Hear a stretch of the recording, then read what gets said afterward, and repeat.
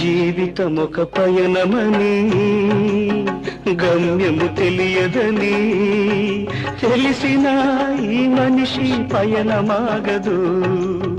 జననం ధర్మమని మరణం కర్మమని తెలిసిన జనన మరణ చక్రమాగదు. మరణం తథ్యమని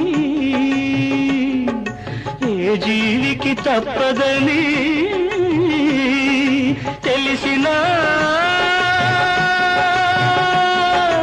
ఈ మనిషి తపనాగదు.